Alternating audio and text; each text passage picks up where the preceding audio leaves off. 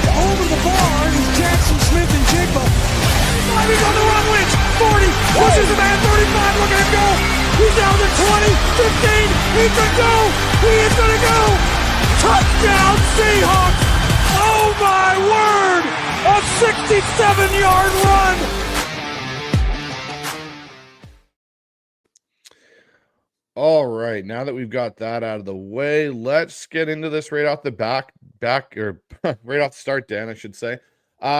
Seattle's kind of got an opportunity to reset the button here after that, week 11 loss to the Rams, going in against a team in Tennessee that's basically kind of, I think, not that they failed to meet expectations this year, but the bottom's kind of come out on that ship, and number one draft pick look like they may have it again potentially. What are your thoughts overall of the Seahawks going into this Week 12 matchup? Well, it's funny. I'm trying to talk myself into being nervous about this game, that it could be a bit of a trap because Carolina's played some good teams actually pretty close this year if you look at their results. But the bottom, did I say Carolina? I meant Tennessee. The bottom line is this should be an easy win for the Seahawks.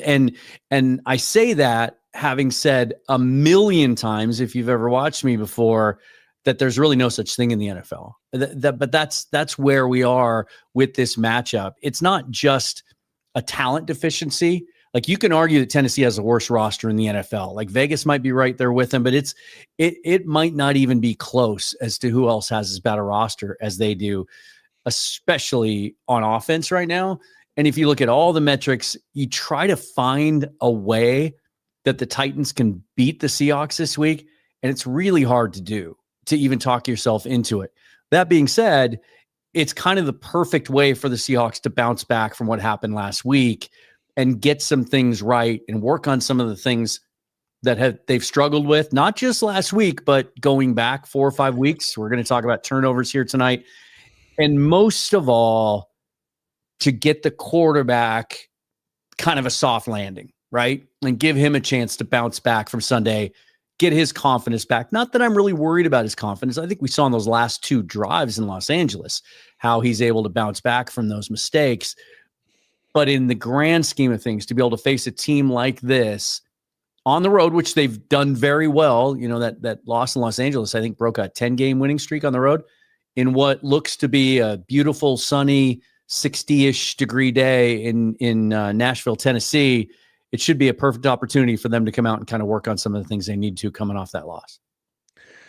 Yeah, and I've tried to do the same thing, talk myself into, okay, Seattle's got to really like buckle down. Like they've had kind of this misstep versus the Rams, and now they're playing Tennessee, and this is an opportunity for them to possibly slip twice because they may overlook this and start looking at the Falcons and the Vikings and the Colts in their next matchup versus the Rams. But something about the way Mike Macdonald has this team so focused after a loss, whether it was the early week 1 loss to the 49ers or the loss to Tampa Bay, they come out and you look at what happened to Jacksonville. Jacksonville was kind of high and flying high after that, week prior when we lost to Tampa Bay, and we came out and our defense set a tone right off the bat. And I think that's kind of what's going to have to happen in this game. I think the defense is going to have to set the tone of how this is going to go for Cam Ward and this young offense. And the Seahawks offense has to kind of start finding their way. Because this stretch run here that's coming up, they've got to find a way to stay true to who they are and not necessarily deviate from that when things don't go right. And the biggest start to that is going to be don't turn over the ball. Yeah. Yeah, so, absolutely. That's why I mentioned it, because it wasn't just an issue on Sunday. It was more pronounced on Sunday. 4 interceptions is extreme. It's only happened, I did some research the other day, over the last 10 years. It's only happened 55 times in the regular season and the playoffs that a quarterback has thrown 4 interceptions, and only 4 of those have resulted in wins. So it's usually a pretty bad barometer of how your team's doing. But there were the 3 games before that where there were turnovers, fumbles, lost, and interceptions. But because they played so well overall and won pretty easily in all 3 of those matchups, it was easy to dismiss those things, right? Oh, it's game script. They're not going to be as sharp. Obviously, Sundays stood out more like a sore thumb and needs to be corrected. Yeah, so let's dive into this, Seattle offense, time to get right kind of thing. This is an opportunity for this team with how bad this Titans defense has been. And yes, they have some very good players, Simmons being one of them that is on that roster. And, again, if Gray Zabel can't go, I think that's going to really test Anthony Bradford, Christian Haynes, who, Mike's already kind of come out and said will start if Gray can't go. And Olu, it's going to give them an immediate test of how well they can work together, and one of the ways I think Seattle needs to do that is by running the ball down. They got to start being, not that they're not committed to it, but they need to be able to stay consistent with what they're getting out of the run game is the best way I would put it. So, what's the number one thing for you that Seattle's offense must fix in this game outside of turnovers? That's it. I was going to say the same thing. I mean, and that would have been the case whether and it will be the case whether Gray Zabel's out there on Sunday or not. And I'll just say this. I think given what we've seen from this team, how they've made some of these decisions this season when they face an opponent that they should be able to beat at less than full strength, I really don't think we're going to see Gray Zabel out there on Sunday. If there's any chance of re-aggravating that left knee, I think it'd be irresponsible to put him out there. And plus, I kind of want to see how Christian Haynes is going to perform, to be honest. Now, it gets a little scary because the guy that I featured twice in my thumbnail for this, Jeffrey Simmons, one of the best in the business, and he's certainly going to test those guys. But it doesn't matter. The opponent doesn't matter right now. They have to get better at running the football. It's why I think they struggled so much against the Rams in the red zone. And I think it's why Mike Macdonald chose to be so conservative on 4th downs in that game, because you have to be able to convert some of those running the football, and they just don't trust it yet. Yeah, and that's the one thing I found interesting, coming out of this game was Mike and saying that, hey, we need to get K9. K9 has earned the opportunity to get more touches. I think I wonder partly, and it's just me, but I wonder if Mike's kind of done with the even 50-50 almost timeshare that we have seen from these running backs and going, okay, we need to figure out who's going to be this, the 75-25 or the 60-40 guy that we can give 60% of the carries to, because this going back and forth, as much as we talk about the O-line and the struggles that are present there, in a zone scheme, a lot of it is about your running back understanding how your O-line moves and the timing that is in with that group. Yeah. And if you keep switching your backs every other drive, it can kind of mess with that. And I think maybe Mike might think that has kind of stonewalled the growth potential of this run game. Well, and you've shared some numbers with me too, and we've talked about it a few times over the last couple of weeks about some of their tendencies when Zach Charbonnet is the lead back versus Kenneth Walker. And while they're not black and white, there's enough of a trend there that I think it makes it a little easier for teams to plan for how to defend us depending on who's on the field. And so, ironically, I just had Greg Bell on the show this week, and he talked at length and wrote about it in Tacoma News Tribune about how, and Mike Macdonald made comments earlier this week that can be interpreted as that pendulum is going to shift a little bit more towards Kenneth Walker now. It's going to be less of a timeshare. He's going to be more of the lead back. That foot injury that really has lingered since January when he hurt his ankle last year is finally behind him. And they're going to lean on this guy. He might have only 7 games left in his contract. Like, now we're not as concerned about preserving him. This is what we were preserving him for. This is the stretch that we had been managing his practice load all the way back to training camp for exactly this. And then ironically, he shows up on the injury report today with a glute injury, although in his press conference today, Mike Macdonald says they're just taking care of him. It doesn't sound like that serious of a thing. I do think we're going to see Kenneth Walker look more like an RB1 starting Sunday. And I think that's the right move. They need to do that. The things we thought Zach Charbonnet could be, he just doesn't have the burst and the juice that Kenneth Walker does, or that I think even if Kenneth Walker was not available on Sunday, that they need their RB1 to have to really make this offense hum. And just here's some numbers out there. So the AVT percentage of the two backs this year through the entirety of the season, which is avoid tackle rate. So the percentage of the time the runner avoids potential tackles, K9's at 36%, Kenneth Walker's at 21.9. That's a substantial difference. And then when you go to efficiency, so explosive run rate, so the percentage of a player's total rushing attempts that turn into explosive runs, K9's at 14, Charbonnet's at 3.8%.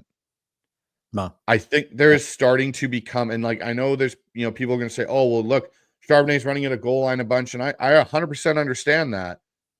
But when he is getting his more open field carries, Charbonnet isn't having, I think, the same success. And I think that's maybe what's even leading to it. And you saw it in this Rams game is K9 started to find his track a little bit better behind this O-line. He started to hit some of those creases and those opportunities. And you started to see his explosive ability take shape. Let me tell you a little secret, something that I've decided in the last couple of weeks. I think Zach Charbonnet is not on this roster in 2026. Whether or not Kenneth Walker is or not, I just don't think he's a good enough fit. But I think there's some value and some equity potentially there where a gap scheme type team might really be interested in a guy like Zach Charbonnet on a rookie deal. I think you can get something for him, especially now that the Seahawks only have 4 picks in the draft.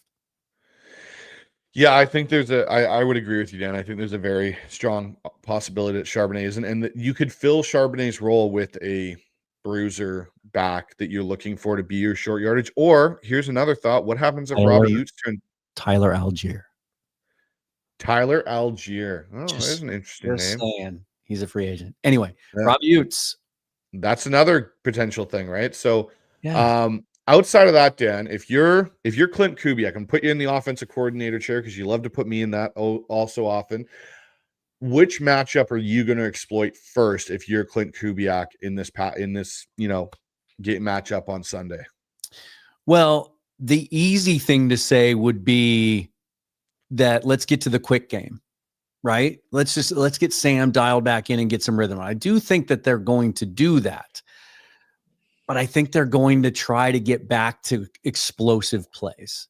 I think that's something that was lacking on Sunday for a bunch of reasons. And it's still, as much as we want to talk about ball control, we want to talk about running the football, we want to talk about getting the quick game. Sam has talked a lot this week about getting rid of the ball quicker. That doesn't mean they're going to scrap that aspect of the offense. I think it's a really important element of this offense.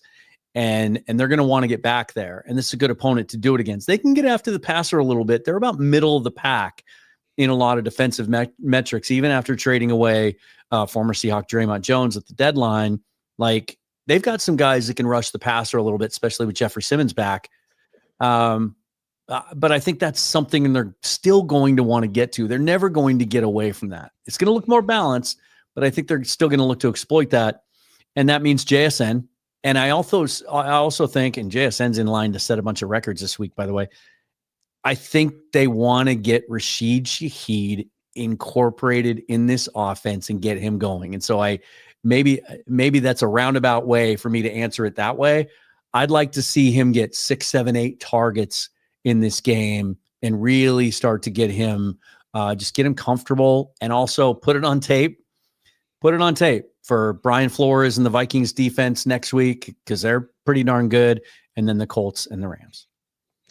That's one thing for me for sure, is I want to see Shaheed become more of a receiving threat down the field. Like, you bring this guy in for what he is. And the one time you did actually unleash him down the field, a slight underthrown or thrown ball inside by Sam instead of putting it outside, which I think, again, is just them not having a massive amount of reps together yet to understand speed and where guys are going to be. It could have been a touchdown. And so I think you're going to see more of that, because at the current point, it's like he's the gadget guy. And yes, I get that's to me, that's an added bonus of Shaheed's game. I don't want that to be the staple of Shaheed's game, is you're the gadget receiver. And the other guy, I think that has he had as many carries as catches? It's probably close. It's probably close. And so I think the interesting fact too in this game of Seattle's offense versus this defense, and actually someone brought it up in our chat. Coach Derek from All 22 Films is hanging out in our chat right now. Which is awesome. What's up, Coach? And he brings up a really good point, is that Leonard Wilson coached with Mike in 2023 in Baltimore. And so that will be an interesting dynamic in this game and matchup. 100%. And I think this is where Mike's expertise of understanding, and Kubiak going up against this defense and some of these things, he should have an opportunity to take advantage of it, because he sees it all the time. So you should have some built-in checks and different things. And not to say that Wilson's going to have all the same things that Mike does, but there's going to be a lot of similarities in ways they, drop to coverage, in ways they bring certain pressures that hopefully Seattle can kind of take advantage of and, exploit. Here's an interesting part, Dan. I'm going to ask you this. Do you expect Seattle on their opening drive to be aggressive, or do you think they were going to try and build this run game? Yes. I mean, I think both of those things. The one thing I admire about Clint Kubiak actually is he doesn't. We'll never forget. Was it 2018, the Dallas wild card game, right? Oh gosh, yeah. Where Pete was so upset that Brian Schottenheimer wasn't establishing the run to the level that he would like with Chris Carson, that they went too far the other way. And they ran the football to a fault in that game and kind of hamstrung and handcuffed Russell Wilson, even though when he did throw, he was really effective in that game. And I think it cost us the game. I don't think we're going to see that kind of overreaction. Yeah, I do expect it to be more balanced. You remember at halftime last week, when they ask each head coach a couple of things, they go down to the sideline reporter, and what Mike Macdonald said was we need to get back to who we are on offense and establishing balance in the run, and then they come out and they throw it on 2 of their first 3 plays of the second half, including a deep shot to JSN, and Sam gets picked. It was contradictory. So I do think you're going to see that, but they're still going to look for their shots. And I do think they'll try to take one to Shaheed early. I would expect that on the first drive or 2. And I think it's a great point that Derek brings up, and I'm glad he did, because I feel like it's the storyline no one's talked about this week, unless I missed it. Mike Macdonald, I haven't heard it. Mike Macdonald brought it up himself yesterday at his press conference when somebody asked him about how he was going to attack their defense or something, and he said, "Yeah, I'm just going to tell Denard what we're going to do." He was kind of making a joke out of it. No one even followed up on it and said, "Yeah, what's it like?" We're talking mentor and apprentice here, right? And no one's talking about that storyline. We've talked so much this year about how Clint Kubiak has faced teams that know what he's going to do on offense, and that maybe that's kind of played with his head a little bit when it comes to strategizing. But in this case, this is a chance for them to face a defensive scheme now that they run every day. It'll be interesting to see how that plays out.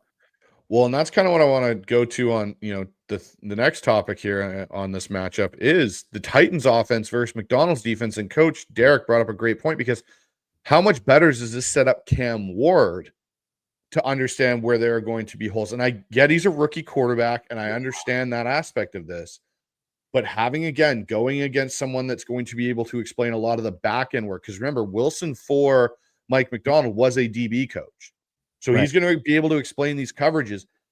I'm not saying it's going to make a massive difference to Cam Ward, but it may allow him to get some maybe more anticipation-based throws completed than he maybe wouldn't, since he doesn't have such a familiar background with it. To that, I would say, and it would be great for Derek to chime in and just tell me if I'm full of crap or not. My understanding is that, and this is the beauty really of this scheme that Mike Macdonald adapted and helped create, is it just doesn't really have tendencies. It's not predictable. You don't know what they're going to do. So you can't just plan. You can't just teach Cam Ward like, hey, if you see Ernest Jones doing this guy's coming, because that's not how they operate. The whole point of this defense is so that you don't know. We've seen this team play a lot of zone on the back end. And then against Arizona 2 weeks ago, they pressed Marvin Harrison Jr. almost exclusively. That's something new. That's something we haven't seen. Against the Rams, we saw times where they did play quite a bit of man-to-man. Greg Olsen pointed it out on the broadcast. And yet when you looked at the numbers at the end of the game, the percentages ended up kind of similar to what it usually is.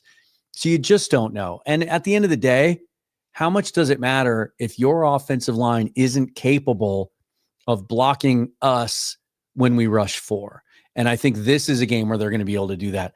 I don't think you're going to see Mike Macdonald get very deep into his call sheet in this game unless he has to, unless something happens and the Titans keep it close, which they did against the Texans in their last game, surprisingly so. It was a really ugly game, and they just hung around, and then they put a 92-yard drive together at the very end to get close and have a shot at this one. I just don't know how the Titans are going to score. I don't see it. The interesting fact about this, and this is what I'm going to be interested in, is the two games, the LA and the San Francisco game. There's one common coverage, thing that's come up is it was the two highest games of Seattle's defense playing zone coverage and their two lowest games of playing man coverage.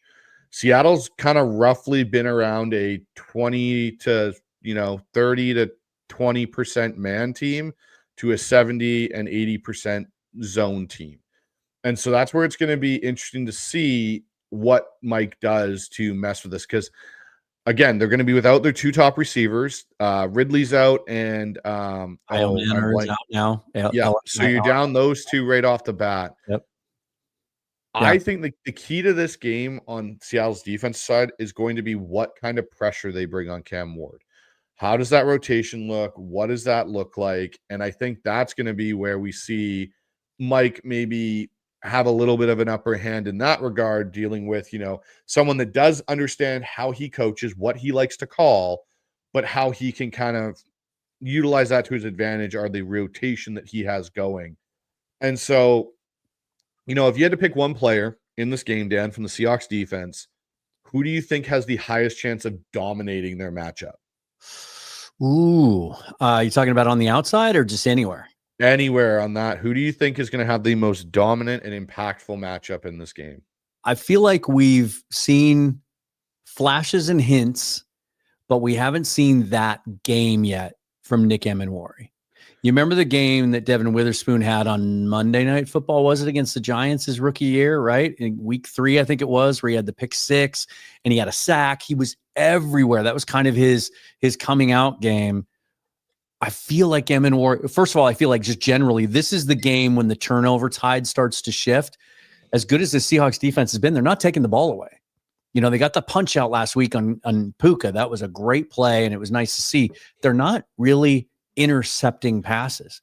This feels like that type of game, even though Ward's only thrown 6. But he's been absolutely terrible against the pressure. So in just regular passer rating of quarterbacks that have a minimum of 150 dropbacks, he's 33rd in the league in passer rating and there's 32 teams, right? So do the math. When facing pressure, his rating, and I think his rating there is about 72.8, 73. His rating against pressure is 54 point something, 54.6, I think. So the fact that the Seahawks get as much pressure as they do, only rushing 4, there's a great opportunity, I think, to play more coverage on the back end. And I just feel like they're going to do some cool things with them and Worry given what you talked about, there's no weapons on that Tennessee offense at all. They can't run the ball. They're 32nd in the league. They're 30th in throwing. Tony Pollard really hasn't done much for them. They're going to shut the run down. I feel like Nick Emenwari's going to come up with a couple of big plays. So I'm going to say he's going to have at least a pick and a sack in this game. Yeah, if I got to pick somebody I think is going to dominate their matchup, I don't know. I've got this weird feeling Devin Witherspoon might all of a sudden kind of have a reemergence game where he's got a couple pass breakups, maybe finds the ball and gets an interception. Like, I think he's finally starting to get his legs back underneath him a little bit. You saw a little bit of that aggressiveness come back out in the Rams game where he took the penalty that shouldn't have been a penalty and was one of the most ridiculous UR calls I've seen in a very long time. How bad was that? But those are some of the things. And, he was just all over Devontae Adams. Devontae Adams just could not shake Devin Witherspoon most of that game. And I don't know. I just got a feeling with the limited, receivers, and as we know from watching college football, Cam Ward is a bit of a gambler. He likes to still try and thread that needle. I think there's an opportunity for either Emenwari or Witherspoon to kind of have that opportunity to get that hand on the ball and create something. So it'd be really cool to see, because one of the most mind-boggling stats is that pick six against the Giants his rookie year is the only interception he's ever had in his career. Like that tide is going to turn. And I think playing in the outside more, he's going to have more opportunities. I agree. So the last thing I'll ask you about this, Dan, before we move off of this one is, what can Tennessee realistically do to stay competitive in this game? Outside of the obvious, which would be, forced turnovers. I think Cam would have to hit some big plays. And they'd have to just catch them in a couple of coverage things and hit a couple of deep balls to maybe the rookie Shamir Dyke. It's really the only way I think they can hang around in this game. He's capable of it. I mean, I'm a WSU grad. I love Cam Ward, and I know he's taking a lot of heat this year, as most rookie quarterbacks would, especially when they're playing on a bad team. I believe in his upside. I believe in his future. I really do, depending, of course, on what they do with the coaching situation there in the offseason. That's really the only thing that I kind of worry about, is the arm is so special, and he can be scrambling around. It's another thing they need to account for. I don't know if he gets enough credit for how mobile he is and how many plays he can make with his feet.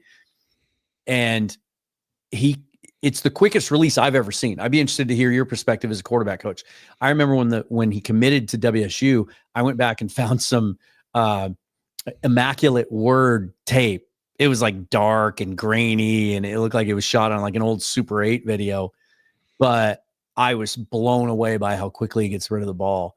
And so if you don't play to the whistle, and if you think you've got him wrapped up, he can throw it 40 yards downfield on a line into coverage and hit a guy. And that, to me, is really kind of the only cheat code that they might have.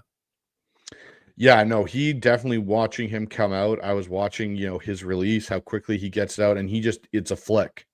Mm-hmm. It doesn't take much for him to create enough velocity on that ball. Everything. Yeah. And I would agree. I just think for them to stay realistically competitive, they need to keep the ball away from Seattle's offense. They need to own the time of possession and have long drives and sustained drives and be able to get touchdowns and not just field goals. And that's the only way I can see it. Even if Cam Ward does have cheat code moments, I just don't think he can do it enough throughout the entirety of the game to really move the needle off of how I could see this game going. So, and that is how they stayed in the game against Houston. Like he was much more of a game manager. I think he averaged 5.3 or 5.4 yards per attempt in that game. That might be how they come out and try to do things. Do you see any scenario where they can do that and move the ball enough on Seattle to score? Like, I think they're going to keep everything in front of them. They're going to play to the sticks. And I don't know. I think it would come down to third downs. I just don't see him being able to succeed with where he's at right now in his development on third downs against this Mike Macdonald defense. No. And I think that's where Mike can kind of create even more havoc and pressure for them, is getting them in the third and long situations, winning the early downs defensively, and then just kind of toying with them and toying with this offensive line in some respects. It's not a solid group up front. There's a lot of holes and gaps in it, and that's one of the ways I think they take advantage of it. So let's kind of talk the scheme battle, like who controls the game. And so my first question for you, Dan, is what schematic wrinkle from Seattle are you going to be looking for, whether it be on offense or defense? It's an interesting one.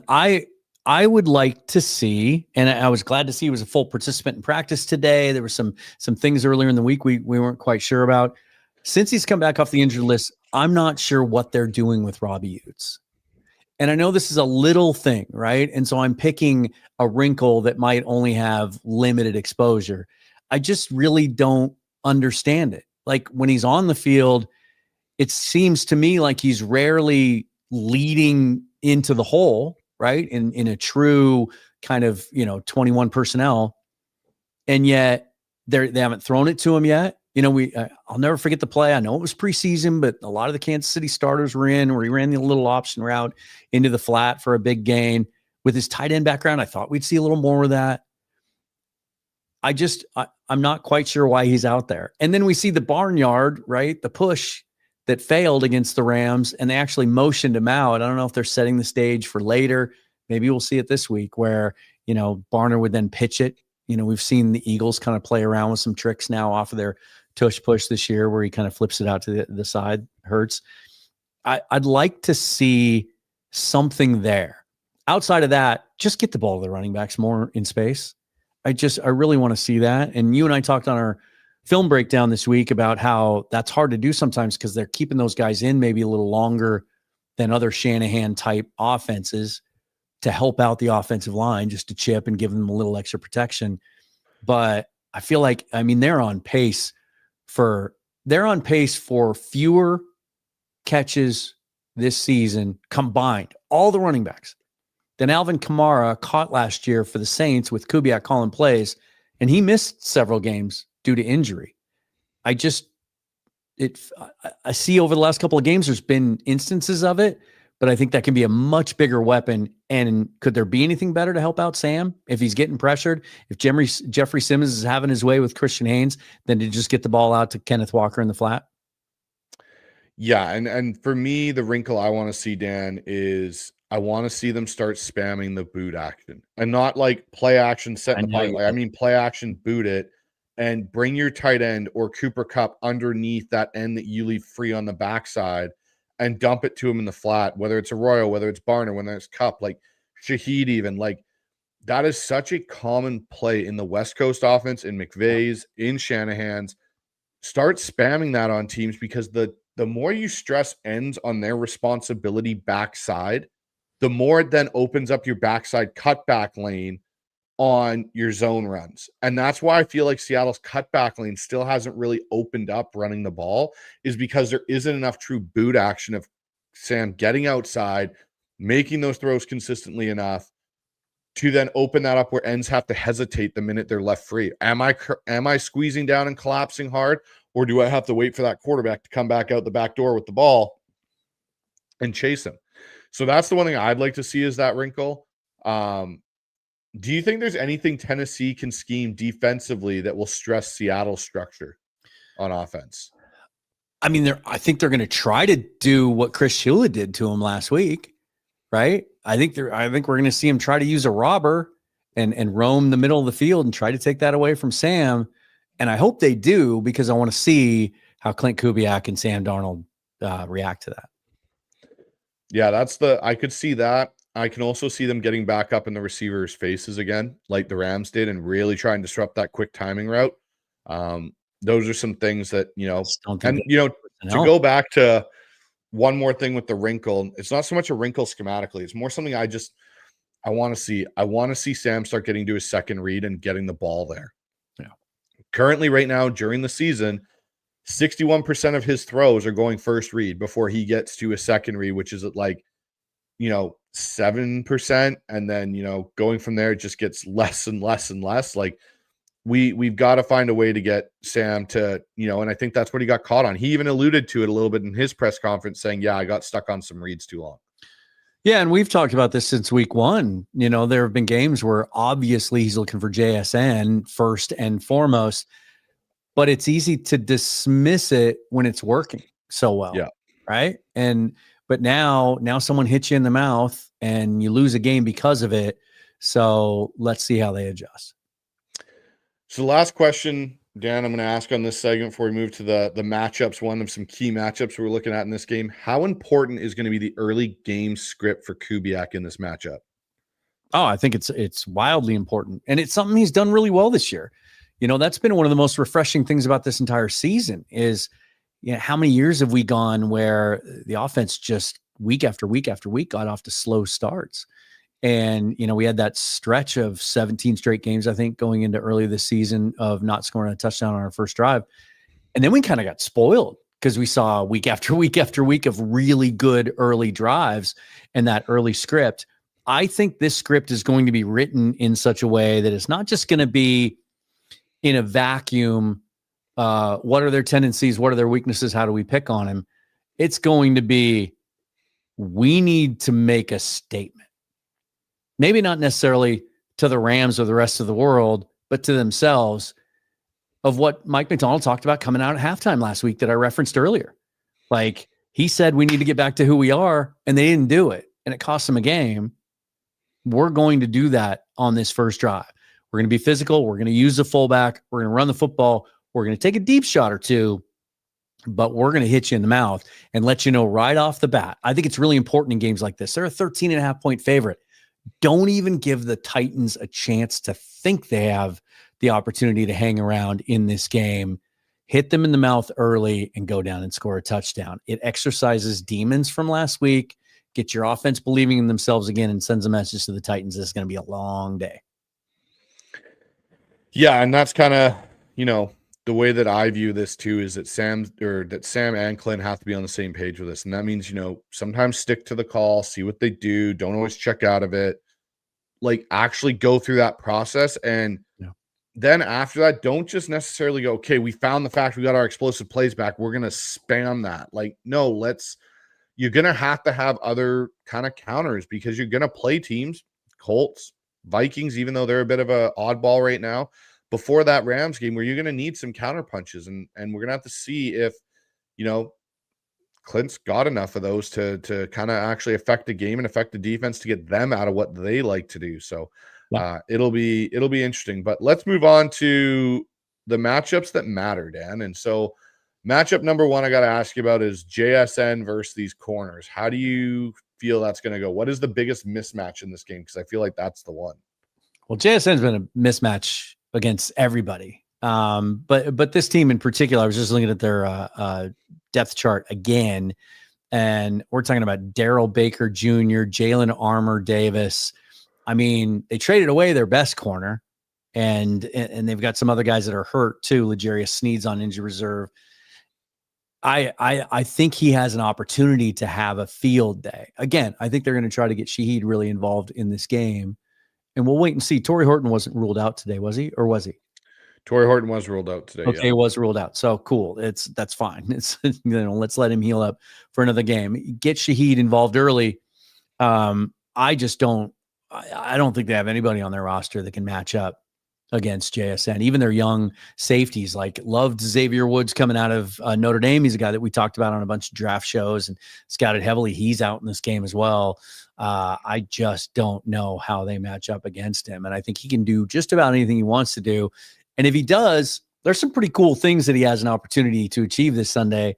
And it'll be interesting to see if even if this game kind of gets out of hand early, if they'll maybe try to get him there. He only needs to get 75 yards. So the record last week was, okay, so it's, hold on, I want to make sure I get this right. First player in NFL history to have at least 75 receiving yards in each of their first 10 games of a season, okay? But only 2 players have ever done it 11 games in a row at any time, even over the course of one season into the next. Those 2 players are Cooper Kupp and Marvin Harrison Sr., Hall of Famer. So that's kind of a big deal. But the cool one, really, if he can get loose just a little bit, and he's only had one game this season over this yardage mark, and this blows my mind. He only needs 157 yards to match the all-time single season record in Seahawks history for receiving yards. 11 games in. That is unbelievable to me. Don't know if he'll get there because game script, may dictate otherwise, but it's shocking that he's there that quickly. And just to give some preference on where JSN is in relation to everybody else on the Seahawks receiving group, JSN's sitting at 1,100 yards currently, or over 1,100 yards. I should say basically 1,150 is where he's currently at. He's only 4 yards off of it. Cooper Kupp is next with 390. Mm-hmm. AJ Barner at 306. Elijah Arroyo at 174. Kenneth Walker at 127. And then you have Shaheed at 30 right now. Yeah. It's crazy. It makes you wonder if Shaheed had been here all year, maybe he might have 500-600 yards receiving. Yeah. But again, it's a lower volume passing offense. I mean, we saw volume on Sunday, but that really wasn't ideal. And so it's going to be, not never. You're probably not going to see 2,000-yard receivers in this offense very often, the way that Mike Macdonald wants to play the game. But it just points out how good JSN has been in that connection with Sam Darnold. Oh yeah, it's absolutely ridiculous. So let's look at it this way. A couple other matchups in this game. Shaheed obviously versus the other corner, because I think Shaheed, we're going to see him more in some of those two receiver sets than maybe we saw even last week. You got Seattle's D-line versus the interior O-line of the Titans, which, in PFF blocking percentages, the Titans O-line is a bottom 5 interior pass blocking grade, which is never going to be a good matchup when you're going against Seattle's rotation. And then the last one is obviously the running backs, Charbonnet and K9 versus these, linebackers. And, the Titans have a top 3 missed tackle rate as a linebacker core. Well, Seahawks are one of the worst tackling teams in football. Yeah. That's another thing I guess I could have mentioned earlier. I'd really like to see improve this week. It's one thing I was shocked to hear Greg Bell talk about, because I didn't really notice it. I wasn't paying attention to it in training camp when I was there either. It's not something that I typically watch for, but he said compared to other teams you've seen in the past, both Seahawks and other teams he's covered, they just don't work on it in practice, which was surprising to me. Maybe that's, just trying to prevent injury or whatever. They have drills that they do with the big tires and all that kind of stuff, but he said they do less work on tackling than he's ever seen a team do before. That needs to get better. I know they rely on gang tackling and guys being there to help. But yeah, that's certainly an aspect of it. And then I think the other matchup, I guess the one matchup that makes it a little tough to sleep at night is, and I'm assuming we're going to see Christian Haynes at left guard. Jeffrey Simmons is just going to live over Christian Haynes on that side, I would imagine, and try to test him as much as he can. Now he's going to test Anthony Bradford too, and he can beat him with his quickness. But I guess that's the thing that makes me a little bit nervous. That being said, we've slowed down some really, really good explosive defensive tackles this year and held them at bay. We didn't hear Braden Fisk's name at all on Sunday. They completely neutralized Walter Nolan, which, by the way, have you noticed that the other 2 games that he's played since he came back, he dominated. Mm-hmm. Seahawks basically eliminated him from that game. So, but that's a matchup that I think they can exploit. So here's a question for you, Dan. What under the radar Seahawk could explode in this game? I've already said Robbie Oots. Give me Elijah Arroyo. I keep waiting for the breakout game, and we've seen a couple of flashes here and there. But it's mostly on, like, he had the big scramble play against Arizona. We haven't seen a seam ball yet. We haven't seen a deep route yet. Like, get him on a mismatch, which this is a perfect team to do it against. They struggle in coverage. Get him on a mismatch, get him on a linebacker, or because you're facing a Mike Macdonald defense, there are going to be times where you can get him in a situation where they're going to have an edge player trying to keep up with him down the field, right? Kind of like we had, who was that in the Arizona game? It wasn't Baron Browning. It was always Josh Sweat, wasn't it? Yeah. Josh Sweat, downfield. Like, they'll do stuff like that because Mike Macdonald does stuff like that, not to that extreme, just because he's so damn good at it. But I keep waiting for that breakout, and this might be a good opportunity for that. So I'm not going to say this guy's under the radar, because he's not under the radar, but my guy that I think could explode in this game is Derek Hall. I'm waiting for the sacks to start coming for Derek Hall. Yeah. He's, even since coming back, he's again affecting the pocket. He's been really good in his run support. I think Derek Hall could blow up in this game and have 2 sacks. That's, something I would be kind of hoping for, looking for. So, last question here, Dan, before we get to the 3 keys, is what matchup to you, out of the ones I kind of talked about, do you think is going to determine the pace of this game? Oh, I think it's probably JSN on their DBs. If they're able to get back to kind of having their way to where anytime Sam needs to, he can go back to JSN. If they're stuck in a couple of 3rd and longs, which they've ironically been better at 3rd and longs than they have been at 3rd and shorts this year. If he's able to just get that confidence back to just go back to JSN anytime he needs to, I think that's game over. Yeah, I think it's going to be the interior of Seattle's D-line versus O-line of the Titans. I think that's, on the defensive side, going to determine the pace. If they're in Cam Ward's face all day and just rattling him, I think you'll see some turnovers start to catapult out of that, and we'll see a Seahawks maybe run away with this game. So let's take a look at the 3 keys, Dan, to this. Number 1, win early downs on both sides of the ball for me. Seattle's got a top 8 early down defense success rate. So they're getting early success wins on those first key downs, and the Titans are a bottom 3 offense on early downs. Take advantage of that. And the flip can almost be said in the same way for the offense for Seattle. Don't get stuck in 3rd and longs. Stay ahead of the change, run the football, do things like that. I'll take it a step further on this key. Not just early downs, but early in the game. Mike Macdonald even called himself out for it again this week, where he said, look, early in games, I'm not calling it well. It's a lack of preparation on my part. We've seen teams hit big plays early. Even the Cardinals did by hitting Trey McBride. Like a lot of tight end usage early in games, screen passes, guys out in flats, where maybe we're being a little over aggressive, too amped up, right? Early in a game, and teams are hitting us with that and getting some yards after the catch. So I think that would be an early indicator for me that if we're stuffing them on early downs early in the game, the first drive or 2, it's going to be a tough day for the Titans. Agreed. So let's go to key 2 here, and that's hit, to your point, Dan, hit the explosive pass plays. Seattle's got a top 12 explosive pass rate, and the Titans are, again, they are one of the worst teams for giving up explosive plays in the pass game this year on defense.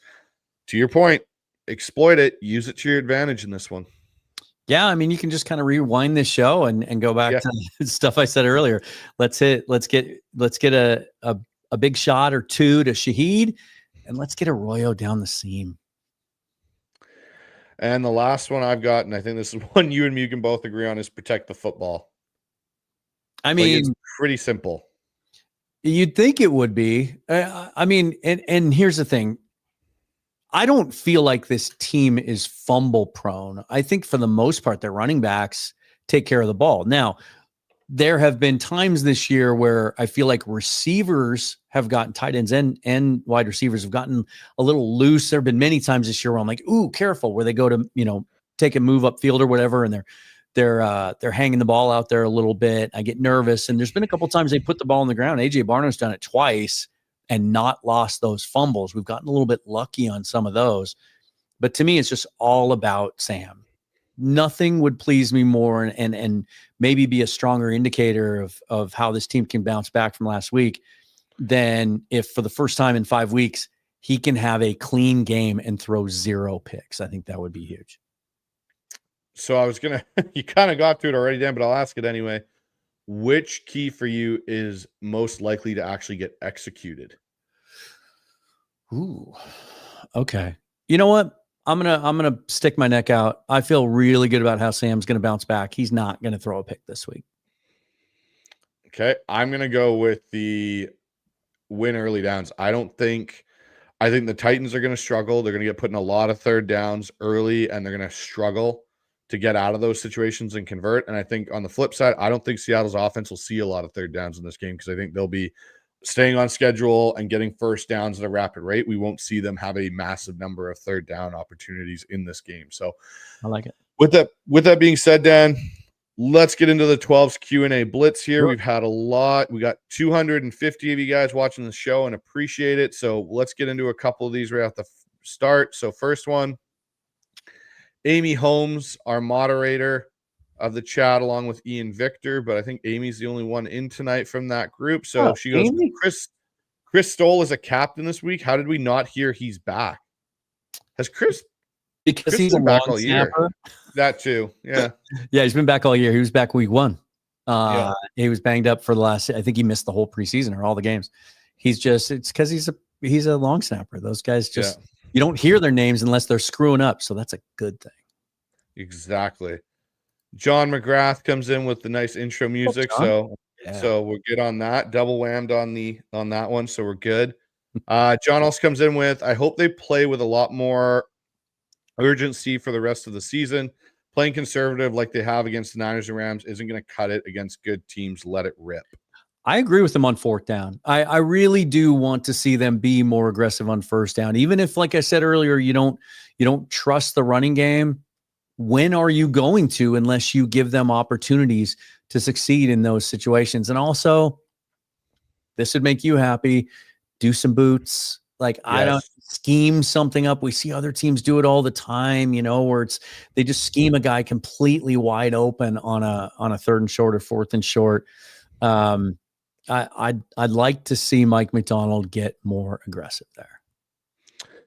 We've got 3 guns deep. He goes, at Mike Macdonald's press conference today, someone asked him about K9's contract, and his answer was, I'm worried about Tennessee. I'm not worried about that. I didn't see it. I'd be interested to know how the question was worded. Yeah. The old reporter in me would think that that's a really almost irresponsible question to ask at this point in the season. That's something you ask players in training camp. I remember we asked Reek Wolin about that. Is that something that's on your mind? That's not something you ask in week 11 to the head coach. He does not and never will give a shit about a player's contractual situation this late in the season. So we've got, I'd rather be flying an X-Wing. To you, Dan, can Sharps turn into a fullback next season? There was a lot of discussion in the chat after you made your comment about what you think could potentially happen with Zach Charbonnet. Yeah. So I'll let you handle this one here, Dan. And by the way, my apologies, X-Wing. I know you asked me this on Twitter the other day. I didn't get back to you. I just don't. Why try to make somebody into something when you already have one on your roster that has even more upside? Like Zach Charbonnet is not going to be 275 pounds like Robbie Utes, and he just doesn't have those instincts. And I think Zach Charbonnet's value is going to be more to you as an offense and an organization, either as a running back that you find the right role for that can give you value as a ball carrier, or draft pick compensation if you trade him. I just don't see the upside there when you already have a guy on your roster that can be even better. And we got Seahawks fan in here. I'm surprised to hear you guys say you don't think Charbonnet is on the team next year. I think he's a better fit than K9. He just needs better run blocking. I respect that opinion, and I love Zach Charbonnet. We've heard Mike Macdonald rave about his work ethic, and he's everything that you want in a player, and Clint Kubiak has too. I just think if the run blocking has to be perfect for him to succeed, then he's not the right back for this offense, right? In the wide zone scheme, it's not going to be completely blocked up with massive lanes, obvious lanes, and big holes all the time. You have to be willing to get dirty and just kind of be able to commit to a messy situation and make something out of it. But you also have to have the burst to when you make a decision, you make the cut to make something out of it. And going all the way back to week 2 last year, when K9 was hurt and Zach Charbonnet led the way against New England, I remember how painful it was watching that game. They kept handing him the ball deep in the backfield. And I know his straight line speed is fine. When you look at his height, weight proportions, everything, his combine numbers looks good on a stopwatch. It takes him 2, if not 3 or 4 steps to get up to full speed.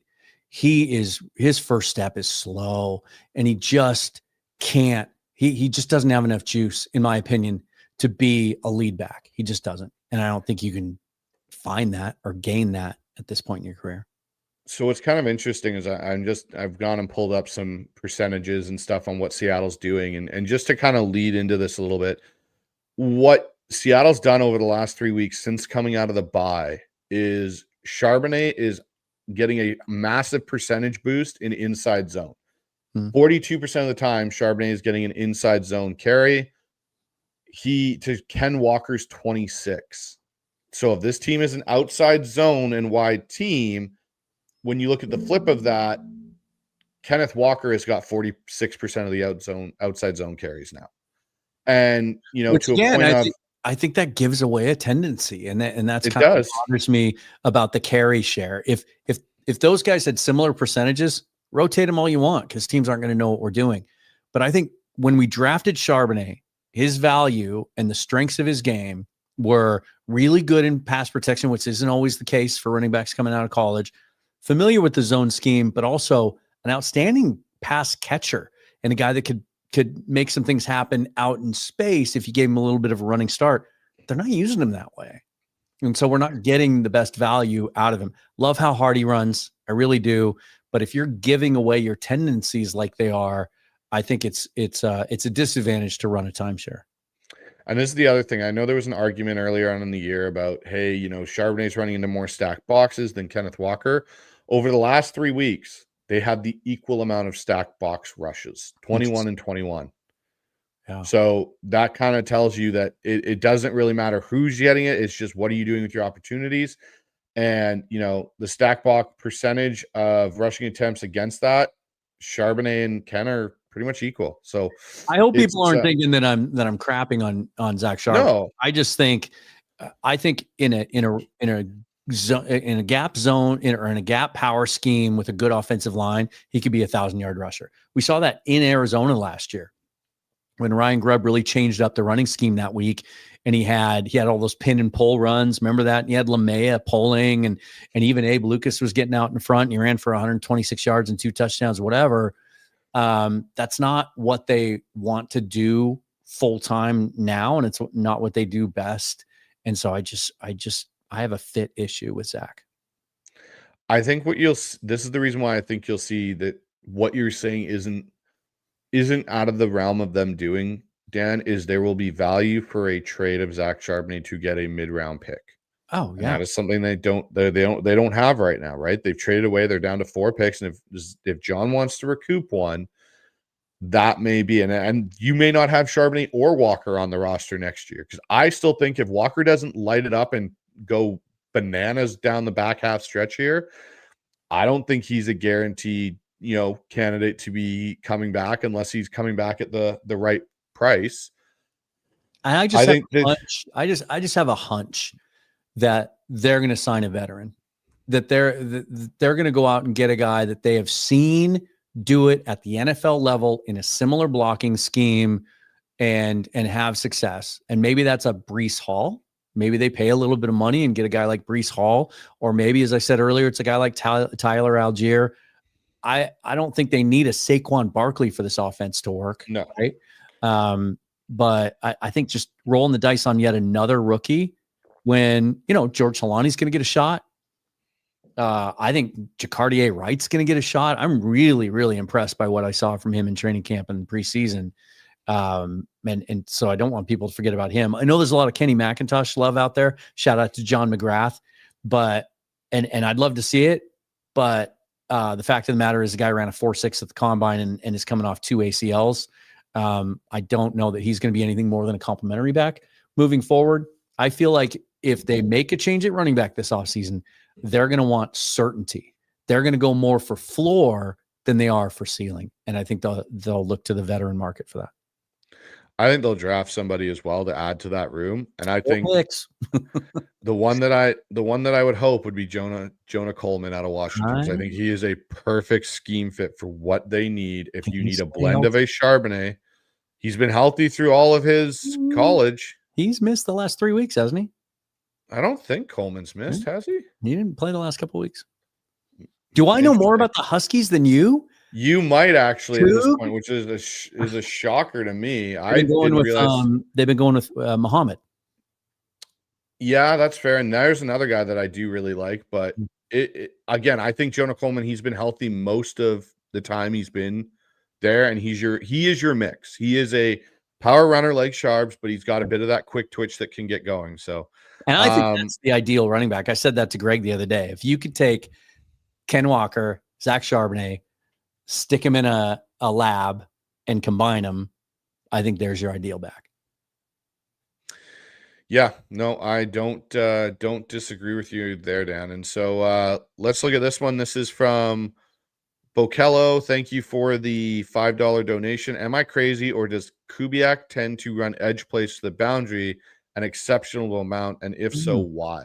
Instead of to the wide side?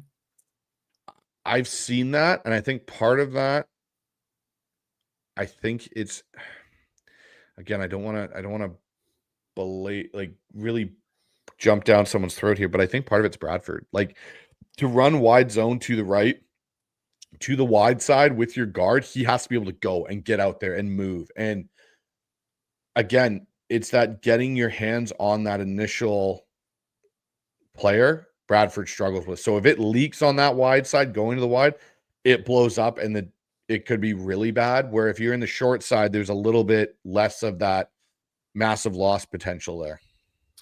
You know, one of the many reasons that it's so encouraging to see that Gray Zabel dodged a bullet on Sunday, because I think we were all thinking the worst with how he reacted to that injury.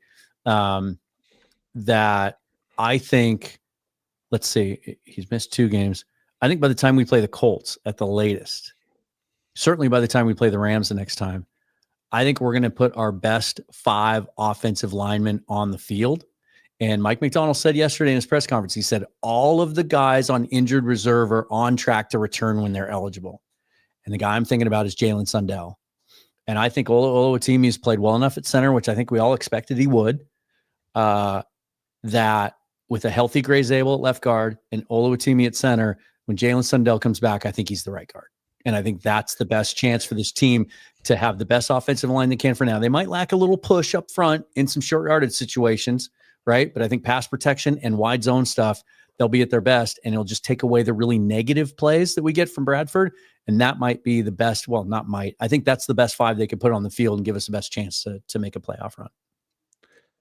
So to your point, Jonah Coleman has missed 1 game, and that was last week. Okay. He missed 1 game with a bruised knee. So that's so he's hopefully going to be back this week. So yeah, because I was really anxious. You've been talking him up. I was anxious to watch him last week. I was disappointed he didn't play. Yeah, they played Purdue, and they didn't really need him in that matchup, apparently. We got Charlie the Unicorn goes, Simmons might be limited, has a hamstring injury. Yeah, I mean, he came off injured reserve last week and had a sack, played well. I think he's good to go, but they're going to keep listing him. Yeah, let's see what else we got in here. We got, again, I apologize some of you guys. Again, YouTube's done this weird thing in StreamYard where they're not actually giving the proper names. I don't know why it keeps doing this. In like 3 weeks now. Yeah, I don't know what's up. Yeah. Fro goes, Sharps has everything but twitch and instant acceleration. Yeah. And when your zone scheme is so built, it's built on basically 3 options from a running back. Most times in a zone run play, you have your initial target hole that you're heading to. You have the outside bounce if your lineman turns that defender inside for whatever reason. And then if they wash, you have your cutback lane. So you have basically this 3-point, and you got to have a bit of that quick twitch to get your foot in the ground and go. And that's something where I look at Charbonnet is great for stretch if he knows it's completely outside the entire time or where it's initially going. His struggle is that twitch to cut back. So again, they both could be back on the roster. Who knows? Ken Walker could sign a 1-year deal and end up back in Seattle next year. We don't know. It depends on what his market is. He could, with his injury history. That's a really interesting potential solution there. Yeah. I mean, Greg told me on Tuesday that he's got 7 games left to prove. He's playing for next contract, but I asked him specifically, like, is he changing some perceptions? Is he potentially changing some minds in that building? Because my gut feeling in training camp was that Mike Macdonald was really irritated and annoyed that he wasn't available and that he probably wasn't their type of back. He's still got a chance. I'm not so sure he's not back in 2026 now, whereas 2 months ago, I just thought it was a foregone conclusion. I think Mike's comments around Walker this week have been very interesting because, to your point, Dan, I felt the same way you did about how irritated Mike was, and had kind of heard that he was irritated from people that I know that are connected to the team. And it seems that tune has changed a bit, and that Walker really has done a phenomenal job of proving, I think, to this staff how committed he is. Yeah. And I think that's why you're now seeing that, hey, we need to get him more touches. We need to do some of these things. And it's not just that, predicated because of what he's doing in practice, which Mike said is amazing. It's now translating to the game, which is what I think Mike's kind of looking for. So Amy agrees with me. She would love Coleman. I think Coleman's a perfect fit there. So we've got, what else we got in here? We got Bokello comes in. The best OCs run multiple blocking schemes in their run game. Yeah, and Seattle's done that. They do. They have a 10% of Seattle's runs this year have been power. 6% of them have been duo man, and then you've got roughly 3% have been counter runs. So Seattle's done a little bit. They just are predominantly a zone-based team with 30% inside to 35% outside. And I would answer that by saying also the best OCs run what they're good at. Yeah. And if you feel like your run game personnel isn't suited as well to run gap and power, you'd be responsible to run a lot of that. We got John McGrath here. He goes, Sundell at right guard makes a ton of sense. Bradford has proven again that he is a turnstile. Time to try something else. I do want to say something about this. I think it's completely unfair, and it's happened again this week. It happened in the Arizona game at Arizona, the Thursday night game, week 4, and it's happened again this week. It is so easy to take a couple of clips of a guy looking bad in block and running the wrong way and turning the wrong way or whatever, and put it out on Twitter and say, see, this guy's a piece of shit. And then, because then what happens is then the fan base goes, oh my God, this guy's garbage. Where we're talking about this offensive line is on pace to shatter the all-time Seahawks record for fewest sacks given up in a year. They're on pace to give up 17 sacks. Geno got sacked 50 times last year. The all-time record for fewest sacks in a season in Seahawks history is 21. And that was back in 1977 when there were only 14 games. And so Anthony Bradford's part of that. Like, this unit has worked well enough together that it's been 4th in the league in points scored and all these things. It's exceeded all of our expectations for how good this offense can be. And so, I've just stopped having these debates with people online. And John, I'm not picking on you. It just, there's been some other people that have come after me in the last week or so, like, see, and they'll take one of these cut ups that someone posts and say, see, he shouldn't even be on the field. He shouldn't even be in the league. He's garbage. Someone told me yesterday, anyone would be better. That is never true. And that's a very dangerous mindset. It's not true. Someone could be a lot worse. And so if there's anything this coaching staff has shown us, it's if someone proves, it shows them that they would be better and help the team win and be more successful on the field, they're going to put them on the field. This isn't the last 3 years of the Pete Carroll regime. Guys aren't on scholarship anymore.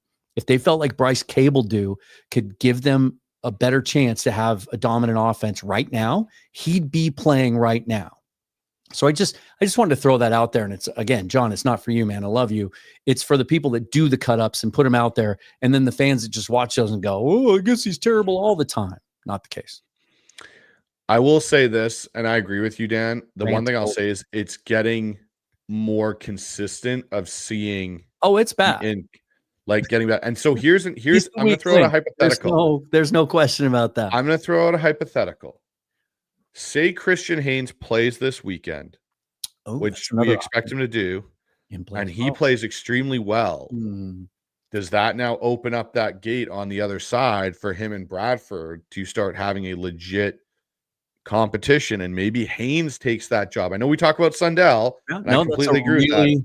It's a really good point, and I'm a little disappointed that I hadn't given that more weight. Although I did earlier today, I was thinking about what we might do for our film lab next week.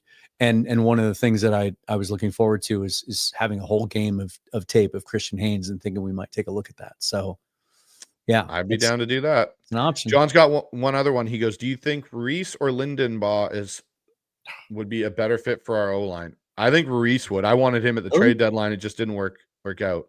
I think Linderbaum's a top 5 center in the entire NFL. Oh, agreed.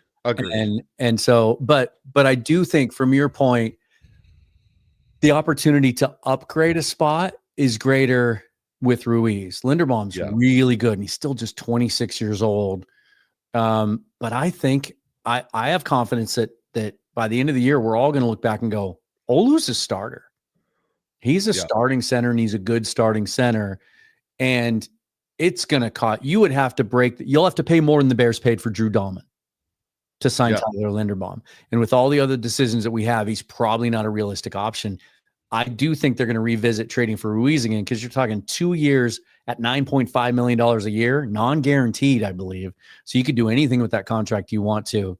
I do think he'd be a better fit given our current situation. And when you take everything else into account, money and all that other stuff. And I really hope that they pursue that. I posted a 3-round mock draft earlier this week, and I did take an offensive lineman. I took a guard in the first round, but only because the board fell that way.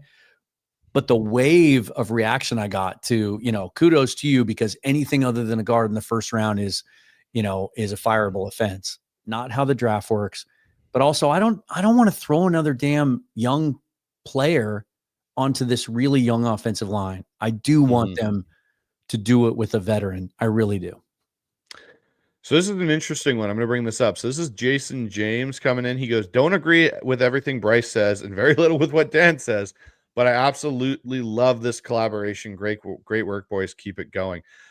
I appreciate that, because I don't want bobblehead fans, I guess is the way I look at it. Yeah, we don't want what's that called? I always like echo Jason's. Yeah, it was a little bit of an echo chamber. I always like what Jason brings in the comments and everything, because he will always challenge and have a different perspective. And so I think that's absolutely awesome. So what else do we got in here? I'm just looking through. Oh, here we go. Charlie Unicorn. Do you think OC Kubiak has done enough to warrant a no? He has not. I will say this right now. The 49ers and the Ram games are two things that I think stand out like sore thumbs right now for him. I also he doesn't have enough of a sample size in my perspective. And some people say, well, he had the Minnesota gig. Yeah, he had the Minnesota gig for a year. He had the Saints gig for a year. He's never run it back again. And you got to remember, when you're hiring these guys to be head coaches, it's with the outlook of how many years have they done something consistently in a row, because that is what you're trying to buy in an extent of. Like, if you look at Mike Macdonald, he had consistently built a defense over 2 seasons, taking them from a horrible unit to the top of the NFL. So John Schneider could look at it and be like, yeah, I can see how he did that and how that worked out. With Clint Kubiak, you can't really do that because he's never run it back with the same group of individuals. And when you're a head coach, you don't get to turn over your entire roster every year, where when you move from one head coaching job to another team, you get an influx of it and a turnover. Like, you think he's got one player right now currently on that offense from that Saints team in Rashid Shaheed. So you have to be able to sustain your foundation as a coach. And again, watching his press conference yesterday, I think it was, or was it today? No, it was yesterday. Yeah. And just even how he answered some of the questions that were thrown, which I thought were good questions from Brady Henderson, from Greg Bell. He doesn't give much at all. And Mike's even gotten better as a head coach. And I think Mike, even at his floor last year, was still better than where Kubiak is now. Yeah. A couple of things just to piggyback on that. You and I have talked for months about how I think a big part of the process in hiring that offensive staff this offseason was that they want some stability, and that by bringing in not only Clint Kubiak, but John Benton and Rick Dennison and Justin Outen and Andrew Janocko and those guys he's familiar with him, it was kind of a collaborative effort. And it was with the idea that I don't want to be one and done every single year. I don't want to keep churning through play callers. So he was looking for someone that wanted a little stability. His dad had to wait his turn, and he was much, much older when he got his first head coaching gig. But to your point, and I've been saying this for a long time, ever since I heard him speak for the first time, to be honest, to put this as succinctly as I can, he would have to have multiple years of showing that he is an elite play caller and coordinator in order to overcome significant shortcomings when it comes to charisma. That It's important. Those things are important to a GM and to an owner in how your head coach that you're going to hand $8 million a year to and parade out in front of your fans as the savior to turn around an ailing franchise. That guy needs to be able to rally people and pump them up. He is maybe the driest interview I've ever seen in all my years of covering football, going back decades. That's not hyperbole. I'm not exaggerating about that. And so I'm not saying he can't ever be a head coach. Certainly with that last name, you've got a shot. And he's incredibly smart and he's devoted to the game. He's lived in it his entire life, but he's going to have to put minimum 2 years in Seattle together, maybe 3, of a top 5 type offense and really elevate Sam Darnold to the next level and stay there in order to overcome those shortcomings because they're significant. And this is my comp for Clint Kubiak and his coaching trajectory if he were to become a head coach. It's very similar to Brian Schottenheimer. Right?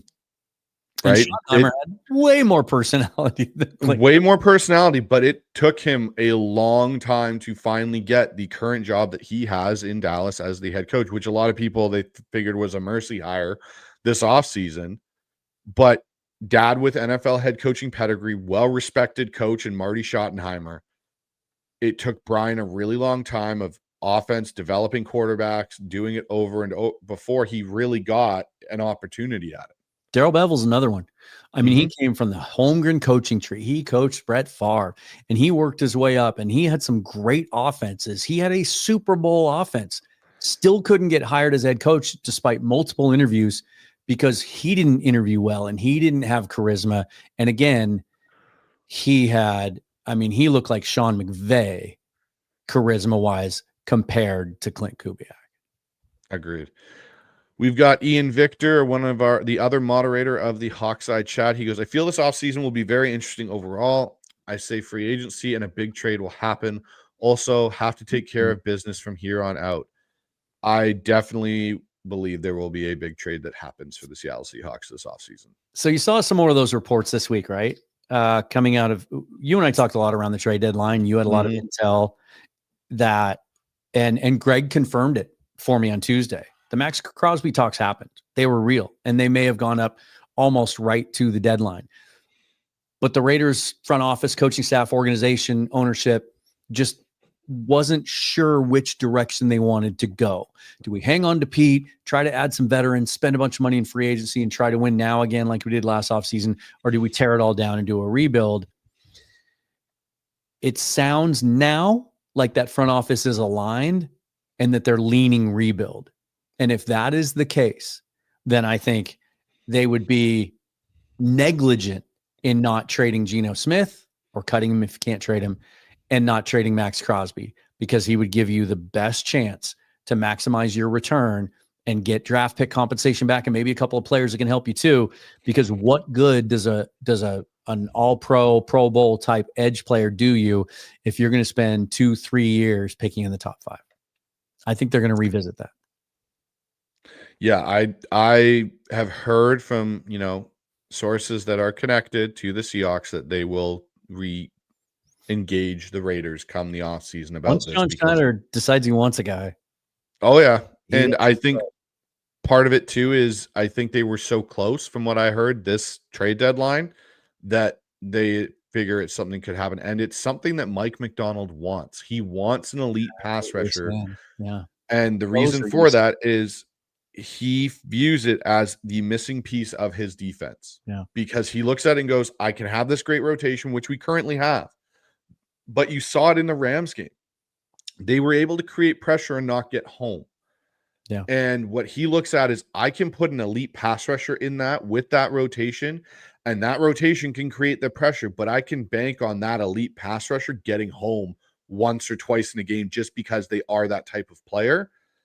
And then you go and you kind of listen to Chip Kelly in his interview today, or was it today or yesterday? I think I might have sent it to you, Dan. Yep. And basically comes out and says, hey, we've got Myles Garrett this weekend, but Max, he can try and emulate what Myles does, but Myles is just totally different. And I'm sitting there going, if I'm talking top elite pass rushers in the NFL, yes, Myles Garrett is probably the number one guy, but Max Crosby is not far off from that. So to say that he can't really give you the look you're looking for to emulate Miles, that's just a horrible take. Open foot or open mouth insert foot. Like what you say there, and maybe he meant to, and he's kind of an awkward conversationalist, is what he should have said is, hey, if there's, Myles Garrett is one of the best of all time, but we might be in the best position of anyone in the league to prepare for him during the week because we have Max Crosby and he can give us the looks we need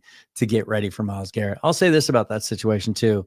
If they do indeed choose to move forward with the rebuild, which would start with either firing Pete, or I think Pete would step away. If they decide to do that, he'd probably just retire. And I hope that's what he does.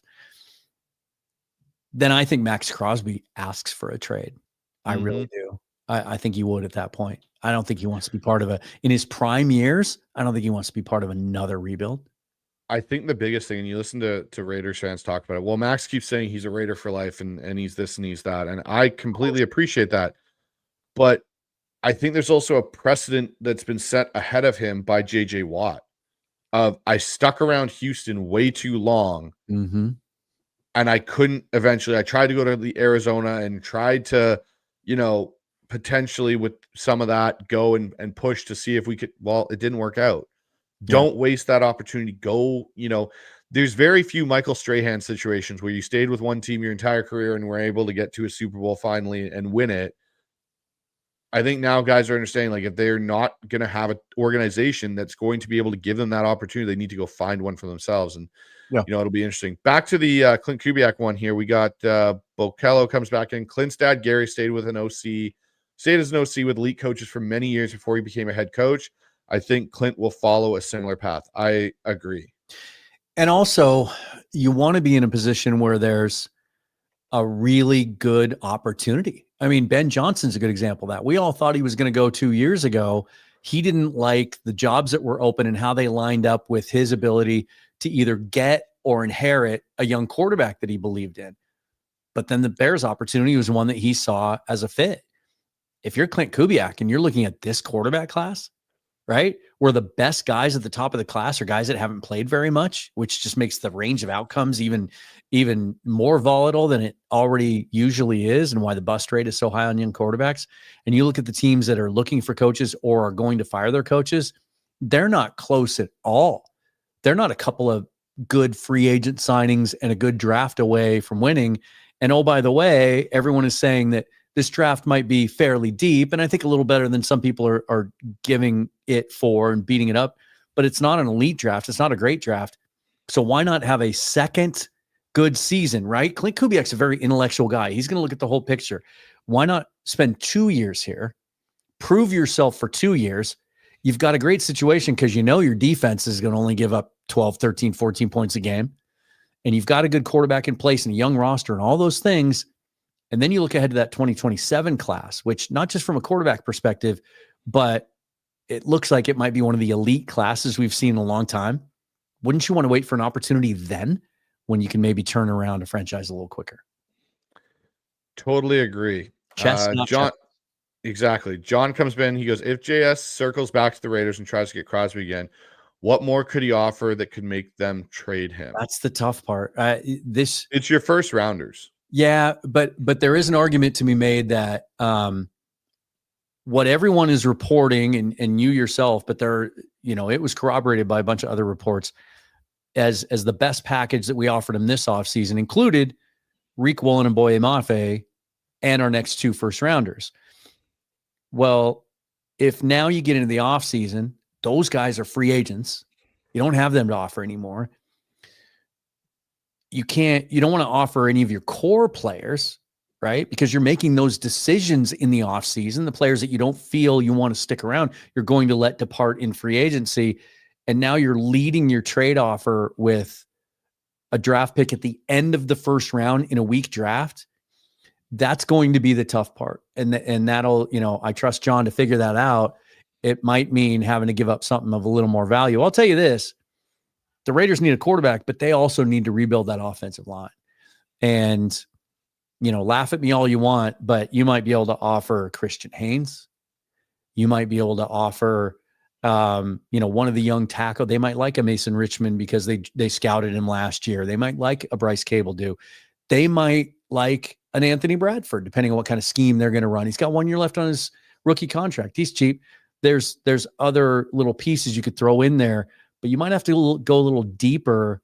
You might have to offer like multiple 27 picks because that's viewed as a better draft. Two other names I could throw into that, depending on how the rest of their season goes and if Seattle signs them and keeps them around. What about Drake Thomas or Josh Jobe? Well, but Josh Jobe's on an expiring contract too. Are you going to sign That's him? what I'm saying, but you would sign him and then trade him? Trade him. When do we ever see that in the NFL? Like, that's an NBA. You see it on occasion. I'm just saying that's an opportunity where you sign him and then say this trade doesn't happen at the beginning of the offseason. You sign him. It goes closer to a training camp kind of, or the draft. You've already signed your player. Now, linebacker is an interesting point on your part. I would throw Tyrese Knight's name out there too. Like, Drake Thomas is playing so well. Knight's going to be in the third year of a rookie contract. It's going to be dirt cheap. He might be a guy that they really like because their linebackers stink down there right now. Mm-hmm. And so, that could be an interesting one as well. What else do we got before we turn in for the night here, Dan? Because I know it's getting late for you down there. Let's see. Oh, Brian Myers comes in with an interesting. How long does Crosby have at this level? I think he's got at least 3 or 4 years left at being elite. He's 28. And we've seen that position age well. Like the elite pass rushers play into their mid-30s. Myles Garrett's on the other side of 30. Bradley Chubb is now too, although he's had a bunch of injuries. Von Miller's still playing at the age of 35, 36, although he's a role player now. But he had some really good years after the age of 30. I think he plays. I think the rest, I'd feel comfortable with that contract that you're going to get really good value out of him for the rest of it. Takes really good care of his body, plays with an incredibly high motor. He's never going to take plays off. I think you're getting his prime and you're getting it on a pretty reasonable deal, to be honest. All right, Dan. Well, let's talk about this, the final word. So let's get in our predictions for this game. I'll go with you first. What do you have as a prediction for this game? Final score. Oh, I struggle with picking scores. So give me some latitude here. I think they win by 3 scores. I think it's kind of the perfect storm of, as I hope we've pointed out here over the last hour and a half, just a really bad matchup for the Tennessee Titans. There's bad rosters and good rosters, but sometimes your strengths might just match up in such a way to take advantage of some of their weaknesses. I think it's just a bad matchup for them this week. But also the Seahawks are pissed off and they have a lot they want to prove. And they're not going to take this game lightly at all. They're not going to be like, it's just the Titans, right? Even like, let's take left guard, for example. Gray Zabel, I don't think he's going to play on Sunday. So you can look at it and say, ooh, they're going to take advantage of that. Christian Haynes has something to prove. He has a lot to prove. He was a 3rd-round draft pick last year that people are calling a wasted pick. He's out there battling for a job. And just like you said so astutely just a few minutes ago, that he might not just be battling for his future with the Seahawks, but hey, if I play well this week, I might be able to take over right guard and get back into that battle as well.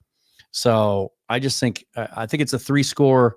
And by 3 scores, I mean, I'd lean more towards 3 touchdowns. I think it's going to be a pretty easy win. I will predict this. We're going to see Drew Lock in this game. All right. So I'm going to go with a score prediction. I think it's going to be 31-10 Seattle. Okay. And I think it's 31-3 for the majority of this game. I think Seattle gets up and they just kind of go. I'm in the same sentiment. I think we see Drew Lock. I think we see a lot of George Halani in that 4th quarter to a bit. I will say this. And here's my hot prediction. How about a sack for Connor O'Toole? Sure, I'll give you that one. Okay. I'm going to say this. I predict 22 touches of the football for Kenneth Walker and over 130 all-purpose yards and a touchdown. Boy, that'd be nice to see, wouldn't it? That would really give this running game a lot of confidence, give him a lot of confidence, and I think send a message to other teams too.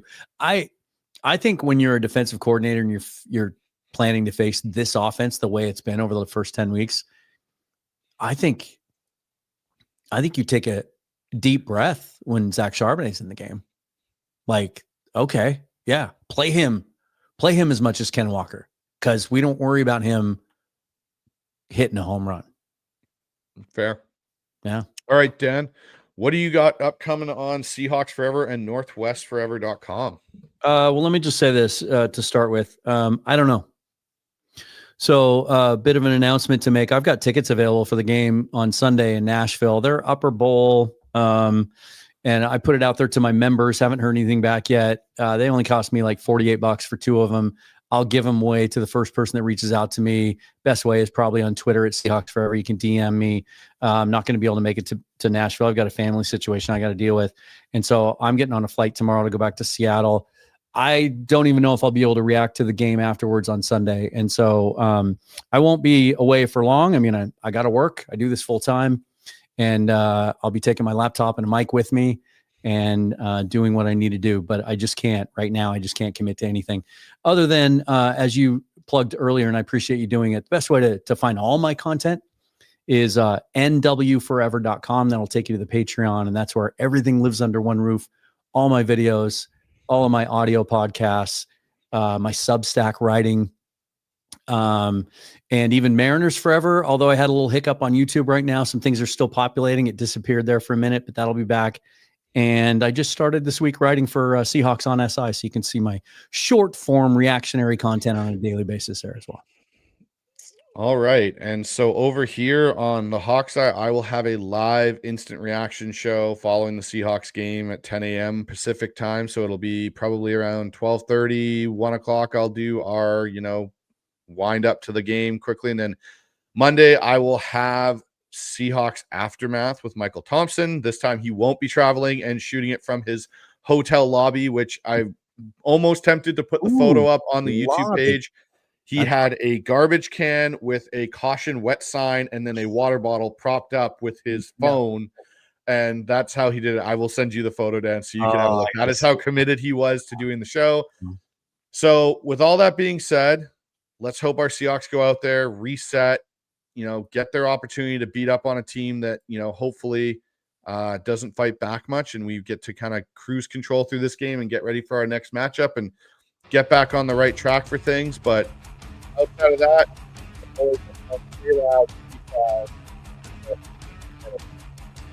thanks, Bryce.